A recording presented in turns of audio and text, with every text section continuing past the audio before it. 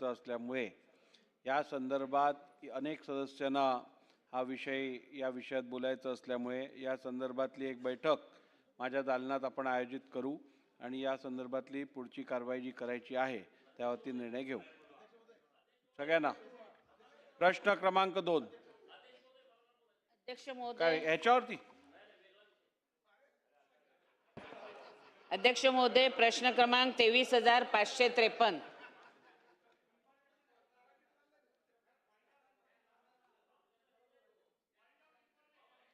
लक्ष थांबा जरा थांबा प्रश्नोत्तराचा तास झाल्यावर बोलायला देतो. अध्यक्ष महोदय, छापल्याप्रमाणे. अध्यक्ष महोदय, मुंबईतील वाढतं धुळीचं प्रदूषण आणि त्यामुळे मुंबईतल्या अनेक लोकांना घशाचे आजार झालेले आहेत. ह्यानुसार न्यायालयाच्या आदेशानुसार सर्व बांधकाम प्रकल्पावर वायू प्रदूषण मापन संयंत्रे बसवणे बंधनकारक असताना मुंबईतील एकूण 2,224 प्रकल्पांपैकी अद्याप 272 प्रकल्पांवर ही संयंत्रे बसवण्यात आलेली नाही. ही बाब शासनाच्या निदर्शनास आणून देऊन सुद्धा अजून त्याच्यात कारवाई केली नाही. हे खरे आहे काय? हा माझा पहिला प्रश्न आहे. अध्यक्ष महोदय, माझा दुसरा प्रश्न आहे की ज्या बांधकाम प्रकल्पावर वायू प्रदूषण मापन संयंत्रे बसवण्यात आलेली आहेत त्या संयंत्राद्वारे मिळणारा PM 2.6 आणि PM10 चा जो डेटा आहे तो नागरिकांसाठी सार्वजनिकरित्या उपलब्ध करून देणे हे बंधनकारक आहे. तरी सुद्धा त्याबाबत कोणतीही व्यवस्था केलेली नाही आहे. ती तुम्ही करणार का? तिसरी गोष्ट आहे अध्यक्ष महोदय, सुप्रीम कोर्टाच्या आदेशानुसार बांधकाम स्थळावरती धूळ प्रदूषण रोखण्यासाठी उभारण्यात येणारे उंच पत्र्याचे कुंपण किंवा बॅरिकेड लावलेले आहेत. अध्यक्ष महोदय, 3 दिवसापूर्वी माझ्या मतदारसंघामध्ये 20 फूट उंचीचे जे बॅरिकेड्स लावलेले ते अचानक SV रोडवर पडले. जीवितहानी झाली नाही, पण हे बॅरिकेड लावत असताना जी प्रिकॉशन घ्यायला पाहिजे, उदाहरणार्थ पावसाळ्यामध्ये जर जोराचे वारे सुटले तर हे सर्व पत्रे रस्त्यावर पडून मोठा धोका निर्माण होऊ शकतो.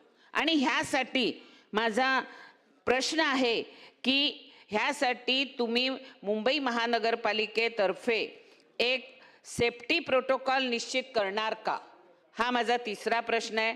आणि चौथा प्रश्न आहे अध्यक्ष महोदय, मुंबईतल्या कुठल्याही कानाकोपऱ्यामधून आपलं जे डेब्रिज असतं हे डेब्रिज ते आमच्या भागामध्ये आणून हे डेब्रिज खाली करतात आणि डेब्रिज अल्टीपल्टीचे हे सगळे प्लॉटमध्ये करत असतात. ज्या वेळेला डेब्रिज खाली करतात तेव्हा धूळ जोरात उडते आणि वाऱ्याने ती सर्व ठिकाणी प्रसरते.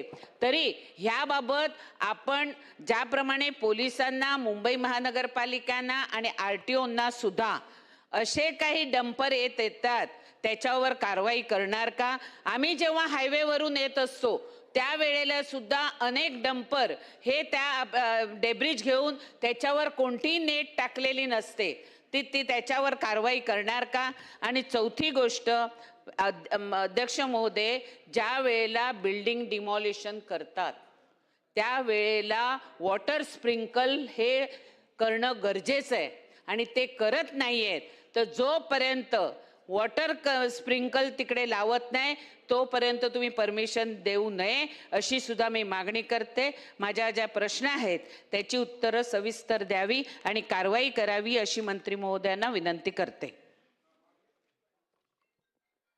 अध्यक्ष महोदय, आपण ज्या वेळेस प्रदूषणाच्या बाबतीमधल्या कारवाई करतो आपल्याकडे सगळे हायकोर्टाचे निर्णय होते, सुप्रीम कोर्टाचे निर्णय होते, त्याप्रमाणे आपण 2027ला SOP पण तयार केलेली अध्यक्ष महोदय, 2026ला SOP तयार केलेली मुंबईच्या संदर्भामध्ये. आणि जे मनीषाताईंचा पहिला प्रश्न जो होता की सेन्सर बसवत नाहीत, तर अध्यक्ष महोदय की आपण ह्याच्याबद्दलची बांधकाम स्थळावर सेन्सर बसवणं अनिवार्य केलेलं आहे आणि 7 फेब्रुवारी 2025 रोजी ऑटो डिसर प्रणाली मॉनिटर बसवायचं आणि डेटा द्यायचा हे आपण सगळ्या विकसकांना बंधनकारक केलेलं आहे.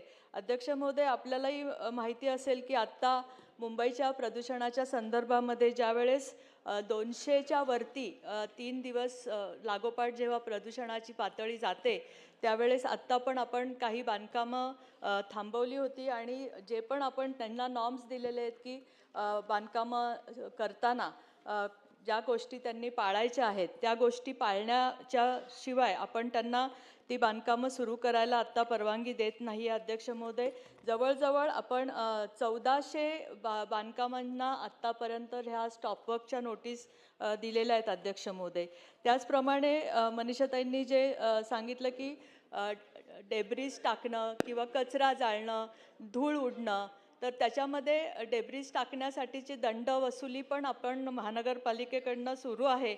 आणि रस्ते म्हणजे धुळीच्या संदर्भात, कारण आपल्याकडे मुंबईमध्ये आता अध्यक्ष महोदय ज्या पद्धतीने रिडेव्हलपमेंट असेल, बिल्डिंगची कामं असेल, इन्फ्राची कामं असेल, त्याच्यामध्ये मेट्रोची मोठी कामं हे चालू आहेत आणि त्याच्यामुळे हे जे धूळ प्रदूषण आणि या सर्व गोष्टींची खबरदारी आपल्याला आता घ्यायला लागते. अध्यक्ष महोदय, आपण त्याच्यामध्ये रस्ते पाण्याने धुणं, ह्याच्यावर मॉनिटर बसवणं, जे नॉर्म्स आपल्याला त्यांनी पाळायला पाहिजेत ते पाळण्यासाठीची कडक कारवाई ह्या गोष्टी आपण आत्ता सुरू केलेल्या आहेत. त्याचप्रमाणे अध्यक्ष महोदय, मुंबई शहरामधल्या ज्या सगळ्या बेकरी होत्या, जवळजवळ आपण आता त्या 130 बेकरी ह्या कायदेशीररित्या आपण बंद करण्यात आलेल्या आहेत आणि बाकी ज्या बेकरी होत्या त्या स्वच्छ इंधनावर रूपांतरित पण केलेल्या आहेत. अध्यक्ष महोदय, आपण मुंबई शहराच्या प्रदूषण आणि आत्तासुद्धा आपल्याकडे 133च्या वरती प्रदूषणाची पातळी अध्यक्ष महोदय जात नाही आत्ता तरी. ज्यावेळेस 200वर जायचं आपल्याला मागच्या काळामध्ये निदर्शनास आलं तर आपण त्याच्या लगेच उपाययोजना केलेल्या आहेत आणि पुढच्या उपाययोजना पण आपल्या चालू आहेत. त्याचप्रमाणे अध्यक्ष महोदय, त्यांचा जो प्रश्न होता की जे लोकांना डॅशबोर्ड उपलब्ध होत नाही, तर डॅशबोर्ड तयार आहेत अध्यक्ष महोदय आणि ते पूर्ण मॉनिटर्सवर कनेक्ट झाले की ते लोकांसाठी खुले करण्यात येतील. अध्यक्ष महोदय, धन्यवाद. अध्यक्ष महोदय, मनीषाताईंनी अत्यंत महत्त्वाची अशी ही लक्षवेधी तारांकित प्रश्न लावलेला आहे. अध्यक्ष महोदय, आपल्याला माहीत आहे की सध्या मुंबईतल्या हवेचा दर्जा अतिशय खालावलेला आहे आणि ह्याला कारणीभूत आहे ते मुंबईमध्ये होणारे अनेक बांधकामं, मुंबईतले रस्ते, हे मुंबईकरांना सगळ्यांनाच माहीत आहे. अध्यक्ष महोदय, माझ्या वॉर्डमध्ये दक्षिणमध्ये मोठ्या प्रमाणावरती बांधकाम चालू आहे. अध्यक्ष महोदय, ह्या बांधकामांवरती कुठल्याही नियमांची पालन केलं जात नाही. अनेकदा तक्रार करूनही मुंबई महानगरपालिकेचे अधिकारी थातूरमातूर कारवाई करतात, पूर्ण कारवाई करत नाहीत, प्रदूषण थांबवण्याकरता कुठलीही उपाययोजना करत नाही. अध्यक्ष महोदय, अत्यंत महत्त्वाचा हा प्रश्न आहे. म्हणून अध्यक्ष महोदय, माझे स्पेसिफिक प्रश्न आहेत की दक्षिण विभागातील अनेक बांधकाम प्रकल्पामध्ये प्रदूषणाचा उपाययोजनाची अंमलबजावणी केली नाही असे अनेक वेळा तक्रारी करूनही महापालिका अधिकारी कठोर कारवाई करत नाहीत. अशा अधिकाऱ्यांवरती आपण कारवाई करणार का? अशा या बांधकामांना तातडीने थांबवण्याचे आदेश देणार का? त्याचबरोबर मुंबई महापालिकेच्या पर्यावरण व हवामान बदल विभागाने निर्गमित केलेल्या परिपत्रकानुसार बांधकाम स्थळावर बसवण्यात येणाऱ्या वायू गुणवत्ता सेन्सरबाबत अनुपालन, कारवाई किंवा खर्च याबाबतची कोणतीही माहिती विभागाकडे उपलब्ध नसल्याने माहे जानेवारी 2026च्या दुसऱ्या आठवड्यात निदर्शनास आले. हे खरे आहे का? असल्यास बांधकामातील धूळ ही प्रदूषणाच्या प्रमुख कारणांपैकी एक कारण असूनही याकडे प्रशासनाचे जाणीवपूर्वक दुर्लक्ष होत आहे. हे खरं आहे का? आणि असल्यास मुंबईची हवा प्रदूषित होण्यापासून वाचवण्यासाठी शासनाने धोरणात्मक निर्णय घेऊन कोणती कार्यवाही उपाययोजना केली व करण्यात येत आहे हे कृपया आपल्या माध्यमातून आदरणीय मंत्रिमहोदयांनी सांगावे. अध्यक्ष महोदय, 15 ऑक्टोबर 2024 रोजी आपण ही मार्गदर्शक तत्त्वे जेव्हा जारी केली होती त्यानंतर सर्व बांधकाम स्थळावर सेन्सर आधारित मॉनिटर आपल्या अनिवार्य केले आहे अध्यक्ष महोदय. आणि 7 फेब्रुवारी 2025 रोजी ऑटो डिसर प्रणाली मॉनिटर बसवणं आणि ते डेटा पूर्ण महानगरपालिकेला उपलब्ध करणं बंधनकारक केलेले आहे अध्यक्ष महोदय. त्याचप्रमाणे आपण जे सदस्यांचं ह्याच्यामध्ये खरंच सगळ्यांनाच मुंबईच्या प्रदूषणाचा अनुभव आलेला आहे अध्यक्ष महोदय. त्याच्यामध्ये बांधकामाची धूळ, रस्त्यावरची धूळ, कचरा जाळणं, वाहनांचं उत्सर्जन असेल, ह्या सगळ्यासाठी नियंत्रण ठेवण्यासाठी बांधकामाच्या पायाभूत सुविधा प्रकल्पासाठी ताडपत्री, हिरवी जाळी, मेटल बॅरिकेटिंग, सततची पाणी फवारणी, त्याचप्रमाणे हे सगळं आपण आणि वैयक्तिक सुरक्षितता उपकरणं वापरणं आपण अनिवार्य केलेले अध्यक्ष महोदय. आणि मुंबईचं प्रदूषण रोखणं हे आपल्या सगळ्यांचंच कर्तव्य अध्यक्ष महोदय. त्या दृष्टीने आपण पावलं उचलतो. प्रश्न मध्ये मी स्पेसिफिक प्रश्न विचारतो. मंत्री महोदयांनी सांगितल्याप्रमाणे AQI सेन्सर लावलेले आहेत, पण सगळ्यात मोठा झोल हा त्या AQI सेन्सरवरच आहे. कारण सगळ्या कन्स्ट्रक्शन साईटवर जिथे सेन्सर लावलेत बरोबर तिकडेच वॉटर स्प्रिंकलिंग केलं जातं. आणि म्हणून मंत्री महोदय, आपण कुठल्याही कन्स्ट्रक्शन साईटवर जर बघितलं तर तुम्ही जे AQIचे पॅरामीटर असतात ते इतके कमी असतात, असं वाटतं की जवळपास हवामान हे अगदी शुद्ध आहे आणि आपण कुठल्या तरी एकदम सुंदर अशा युरोपियन सिटीमध्ये आहोत. पण वस्तुस्थिती तशी नाही. त्यामुळे माझी आपल्याला विनंती आहे की आपण कुठला फ्लाइंग स्क्वॉड असेल किंवा थर्ड पार्टी ऑडिट या AQI सेन्सरच्या झोलवर आपण लावणार का? किंवा एका वॉर्डाचे अधिकारी हे दुसऱ्या वॉर्डामध्ये जाऊन तिकडच्या कन्स्ट्रक्शन साईटवर खरंच जे काही अँटी पोल्युशन नॉर्म्स किंवा रेस्ट्रिक्शन तुम्ही लावायला सांगितलेत त्याची अंमलबजावणी होतीये का, यावर कुठे चेकिंग होणार का? दुसरं अध्यक्ष महोदय, माझा प्रश्न असा आहे की इंडस्ट्रीयल पोल्युशन आज मुंबईमध्ये जवळपास प्रत्येक झोपडपट्टीमध्ये ग्राउंड+2, ग्राउंड+3, ग्राउंड+4च्या ज्या व्हर्टिकल स्लम उभ्या राहिल्या आहेत तिकडे अनेक ठिकाणी इंडस्ट्रीज सुरू झालेल्या आहेत. यावर BMC काय कारवाई करते? आपण केवळ कन्स्ट्रक्शन साईट बंद केल्या. तिसरा माझा प्रश्न असा आहे की BMCचं जे स्वतःची बिल्डिंग आहेत याला आपण एका मिनिटात स्टॉप वर्क देऊन टाकतो. रेसिडेन्शियल असेल, कमर्शियल असेल, ती द्यायला पण पाहिजे, त्यामध्ये काही दुमत नाही. पण जे मोठे प्रकल्प आहेत रोड साईडचे जे मोठे प्रकल्प आहेत, उदाहरणार्थ माझ्या मतदारसंघात बुलेट ट्रेनचा प्रकल्प होता, याला 2 वेळा आपण स्टॉप वर्क दिलं कारण प्रदूषण होत होतं. पण त्यांनी काय अँटी पोल्युशन मेजर्स घेतले की ज्याच्यामुळे त्याचं काम परत सुरू करण्यात आलं हे आम्हाला कधी कळतच नाही. लोकप्रतिनिधी म्हणून अशा महत्त्वाच्या साईटवर आम्ही जाऊ नाही शकत. BMCच्या अधिकाऱ्याला तर आतमध्ये सुद्धा घेत नाहीत. त्याबरोबर माझ्या मतदारसंघात आता गव्हर्नमेंट कॉलनीच्या 25 बिल्डिंग पाडल्या आहेत, त्याचं डेब्रिस तिकडेच पडलेलं आहे, हे डेब्री उचललं जात नाही. म्हणजे BMC जिकडे ॲक्टिंग ऑथॉरिटी नाही आहे त्या भागांमध्ये जिकडे प्रदूषण होते तिकडे BMC नक्की काय कारवाई करते, हा माझा तिसरा प्रश्न. आणि चौथा म्हणजे व्हेइक्युलर पोल्युशन, यावर आपण काही उपाययोजना करणार आहोत का? 3 दिवसापूर्वी आपण म्हणालात कन्स्ट्रक्शन ॲक्टिव्हिटी थांबवली, त्यासोबतच काहीतरी ईस्टर्ली विंड्स होत्या, त्यामुळे मुंबई शहराचं वातावरण इतकं सुंदर झालेलं, वरळीवरनं पार मड आयलंड दिसत होतं. पण आता 3 दिवसानंतर परत तशीच परिस्थिती झाली. त्यामुळे वारंवार काय कन्स्ट्रक्शन ॲक्टिव्हिटी 100% थांबवणं हा काही उपाययोजना होऊ नाही शकत. यावर काहीतरी आपल्याला पॉलिसी पाहिजे, धोरण पाहिजे. ही पॉलिसी आणि धोरण काय आहे? केवळ कन्स्ट्रक्शन ॲक्टिव्हिटी थांबवणं हे तर होऊ नाही शकत. याची मला कृपया माहिती मिळावी. धन्यवाद. अध्यक्ष महोदय, सदस्यांनी जसं सांगितलं तसं आपण आत्ता पूर्ण डेटा महानगरपालिकेला त्यांनी देणंच बंधनकारक केलेलं आहे. त्यामुळे आपण ते तपासलं जाईल. स्क्वॉड आपले ऑलरेडी असतात, म्हणजे बांधकामाच्या ठिकाणी स्क्वॉड जातात, चेक करतात, ते ऑलरेडी होतं अध्यक्ष महोदय. आणि सदस्यांच्या भावना बरोबर आहेत, पण कुठल्याही गोष्टीमध्ये जेव्हा आपण इन्फ्राचे कामं करतो अध्यक्ष महोदय किंवा बांधकामं चालू असतात तर आपल्या नॉर्म्सप्रमाणे जर त्यांनी परत आपल्याला सगळा प्रिकॉशन्स घेतल्या आणि त्या जर आपल्या निदर्शनास आल्या तर आपल्याला परत बांधकामांना त्या परवानगी द्यायलाच लागते अध्यक्ष महोदय. त्याचप्रमाणे जी इन्फ्राची कामं आहेत, मेट्रोची कामं आहेत, ज्याच्यामुळे हे सध्या थोडंसं धुळीचं प्रदूषणाचं प्रमाण वाढलेलं आहे अध्यक्ष महोदय. पण त्याच्यामध्ये काही गोष्टी त्याच्यात काळजी घेऊन बंधनकारक करून आपल्याला ती कामं पण पूर्ण करणं अनिवार्य आहे मुंबई शहराच्या दृष्टीने अध्यक्ष महोदय. पण त्याच्यामध्ये आम्ही बऱ्याचशा गोष्टीच्या जसं मी सांगितलं तसं प्रिकॉशन घेतो अध्यक्ष महोदय. डेब्रीजसाठी सुद्धा अध्यक्ष महोदय 2 मिनिटं थांबा. डेब्रीजसाठी सुद्धा अध्यक्ष महोदय आपण जवळजवळ 4 नोव्हेंबर 2024 पासनं दहिसर आणि शीळफाटा येथे 600 मेट्रिक टन प्रतिदिन क्षमतेचा प्रकल्प आपण चालू केलेला आहे अध्यक्ष महोदय. आणि त्यांनी काय विचारलं ते माझ्या लक्षात नाही आलं.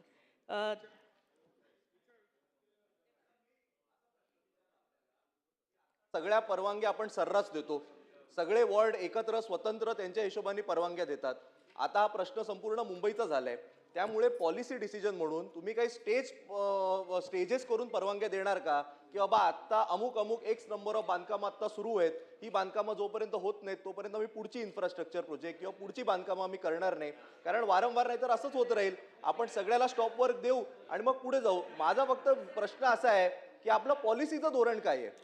स्टॉप वर्क देणं आणि मग त्यांनी एकदा काय नेट लावली, पाण्याचं सुरू केलं, मग सुरू करणं, यावर मॅडम कधी उपायच नाही मिळणार. आज 1 वर्ष झालं आपली तीच परिस्थिती आहे. मला फक्त जाणून घ्यायचं आपलं धोरण काय आहे, एवढंच माझा प्रश्न. अध्यक्ष महोदय, सदस्यांनाही माहिती आहे, मुंबईची परिस्थिती पण माहिती आहे. मुंबईच्या ह्याच्यामध्ये जे आपण सँक्शनिंग देतो, आता रिडेव्हलपमेंटची कामं चालू आहेत, आपल्यालाच मुंबईला गरजेची असलेली इन्फ्राची कामं चालू आहेत अध्यक्ष महोदय. आणि कुठलीही महानगरपालिका यासंबंधी असे निर्णय घेतच असते. जसं सदस्यांनी सांगितलं की काही धोरण, तर प्रत्येक महानगरपालिकेकडं त्याचं धोरण असतंच. मला असं सांगायचं आहे अध्यक्ष महोदय की प्रदूषण रोखण्यासाठीच्या ज्या उपाययोजना आहेत त्या आपण सर्वात जास्त स्तरावर आता महानगरपालिकेकडनं करतोय अध्यक्ष. चला पुढे जाऊया. झालेत बोला. शेवटचा प्रश्न घ्या. अध्यक्ष महोदय, मुंबई शहराच्या दृष्टीने अत्यंत महत्त्वाचा प्रश्न आहे. उत्तरामध्ये काय म्हटलंय, 2224 बांधकाम प्रकल्पांपैकी 1952 ठिकाणी वायू प्रदूषण मापन संयंत्रे बसवण्यात आलेली आहेत. खरं तर हे काही रॉकेट सायन्सची यंत्रणा नाही आहे, पण तरीसुद्धा आपण पाहतो की बांधकामांच्या ठिकाणी ही यंत्रणा बसवली जात नाही. माझा स्पेसिफिक प्रश्न असा आहे की सूचना दिल्यानंतर, नियम केल्यानंतर जे बिल्डर्स त्या ठिकाणी ही यंत्रणा बसवत नाही त्यांच्यावर कठोर पिनल ॲक्शन करणार का? लाखो रुपयाचा दंड लावा त्यांना. अत्यंत साधी यंत्रणा असते, पण ती सुद्धा लावायला ते तयार नाहीत. उत्तरामध्ये पुढे म्हटलंय की 354 पावभट्ट्यांचं रूपांतर हे आता CNG वर केलेलं आहे. अजूनही साधारणतः 250 पावभट्ट्या अशा आहेत की ज्या लाकडी याच्यावरच चालत आहेत. मग त्याच्यावर बंदी का घालत नाही आपण? त्यांना 1.5-2 वर्ष आपण मुदत दिली होती की तुम्ही आता परावर्तन करा, पर्यायी इंधन वापरा, तरी सुद्धा त्या आज पावभट्ट्या तशाच आहेत. महानगरपालिकेने थोडी कठोर पावलं उचलण्याची आवश्यकता आहे आणि त्यामुळे पिनल ॲक्शन घेऊन कठोर पावलं उचलणार का, हा माझा पहिला प्रश्न आहे. आणि या सगळ्या संदर्भामध्ये मुंबई क्लायमेट ॲक्शन प्लॅन याची निर्मिती केली गेलेली आहे, त्याची प्रगती कुठपर्यंत आलेली आहे याची सुद्धा माहिती सदनाला द्यावी अशी माझी आपल्याला विनंती. अध्यक्ष महोदय, जे बेकरी संदर्भामध्ये जसं मी सांगितलं की 354 पावभट्ट्यांना आपण स्वच्छ इंधनावर रूपांतरित करण्याचा पाठपुरावा केला. त्याच्यामधले जवळजवळ आपण 175 पावभट्ट्या आपण रूपांतरित केल्या. 69 पावभट्ट्या आता रूपांतरित होण्याच्या मार्गावर आहे, म्हणजे त्यांचं काम चालू आहे. 102 आपण ऑलरेडी बंद केल्यात अध्यक्ष महोदय, त्यामुळे त्याच्याविषयीची कारवाई आपली सुरू आहे. अध्यक्ष महोदय, जे बाकीचे पण मी उपाय जसे सांगितले की आपण त्यांना सेन्सर बसवणं, त्यांना कंपल्शन करणं, आपण ह्याच्या प्रदूषणाच्या बाबतीमध्ये जे पण हे नॉर्म्स पाळणार नाही त्याच्यावर कडक ते कडक कारवाईच्या सूचना देण्यात येतील. ठीक आहे. सन्मान्य मंत्री महोदयांनी समाधानकारक उत्तर दिलं आहे, परंतु मी शासनाला असे निर्देश देत आहे की मुंबईतलं AQI बघता आणि प्रदूषणामुळे होणारा सामान्य नागरिकांना जो त्रास होतो आहे तो बघता, या जेवढ्या कन्स्ट्रक्शन साईट्सना परमिशन दिल्या असतील, जेवढे इन्फ्रा प्रोजेक्ट चालू असतील, ज्यांना परवानग्या दिल्या असतील, त्या सगळ्यांवरती जे आपण नियम लागू केले आहेत त्याचं अंमलबजावणी झालेली आहे का? प्रिकॉशनरी मेजर्स जे घ्यायला सांगितले आहेत ते घेतले गेले आहे का? या संदर्भातला एक सुस्पष्ट मुंबई संदर्भातला अहवाल सभागृहाची बैठक अधिवेशन संपण्यापूर्वी आपण सादर करावा. हो अध्यक्ष महोदय. प्रश्न क्रमांक